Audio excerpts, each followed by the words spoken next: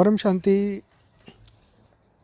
देखिए, आपने जैसे कहा कि परम शांति पूरे दिन में बोलते रहें, लेकिन वो परम शांति ऐसे नहीं मिलती। तो मैं आपको बताना चाहता हूँ कि देखिए, यहाँ पे हम क्या है कि ड्युअलिटी में जी रहे हैं। अंदर कुछ है, बाहर कुछ है। जब तक आत्मा में और जो हमारे आत्म भाव में, दोनों में जब तक, देखो, शब्द के पीछे बहुत बड़ी पावर है। शब्द में जब तक भाव ना आए तब तक वो शब्द का आ, वो उसका मतलब जो अर्थ नहीं निकलता। जैसे आप किसी को बोल दो कि अच्छा मेरे घर आ जाना, ठीक है, लेकिन आप उसको दिल से कहोगे नहीं, आप प्लीज़, आपको आना ही पड़ेगा, प्लीज़ घर आना।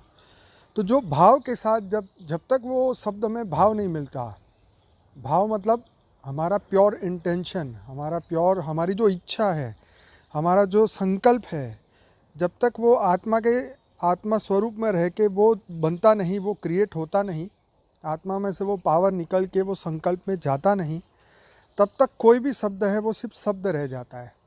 शब्द के पीछे जब तक वो एनर्जी ना हो, वो भाव ना हो, वो इंटेंशन ना हो, तब तक वो काम नहीं करता। तो बात वही है कि बापूजी ने कहा ना कि आत्म स्वरूप में रह के परम शांति का अनुभूति करो। तो मतलब उस समय आपके अंदर ये भाव आ ही जाना चाहिए। उस शब्द में आपको इतना विश्वास होना चाहिए, जितनी विश्वास की शक्ति बढ़ेगी, जितनी आपकी प्रेम की शक्ति बढ़ेगी, उतना ही, जैसे बापूजी बोलते हैं ना, प्रेम ही पावर है। तो उस ये शब्द किसके हैं ये समझो। थियरी ऑफ कर्म जैसे कृष्ण ने समझाया है ना, कृष्ण ने, जैसे अर्जुन ने कृष्ण को कहा कि इस मार्ग पे चलते चलते अगर मैं बादलों की भांति छिन्न भिन्न हो जाऊंगा तो क्या होगा। तो कृष्ण ने कितना बढ़िया जवाब दिया कि सत्कर्म करने वालों की तो कभी बुरा हो ही नहीं सकता। तो ये शब्द किसके हैं, है ना। तो हमें कृष्ण पे कितना विश्वास है ना, कि उन्होंने जो गीता का ज्ञान दिया वो परम सत्य है। तो ऐसी तरह बापूजी ने जो ज्ञान हमें बताया कि परम शांति शब्द के पीछे जब आप आत्म स्वरूप में रह के, आत्मा में से पावर निकल के, उस संकल्प के अंदर शक्ति आके जब आप परम शांति का अभ्यास करेंगे, बेहद की परम महाशांति है ना। सिर्फ आंखें बंद करके उस आत्म भाव में रह के 5 बार भी बोलेंगे तो 100% आपके अंदर वो फीलिंग, आपके अंदर एहसास जागेगा, आपके अंदर वो शक्ति क्रिएट होगी।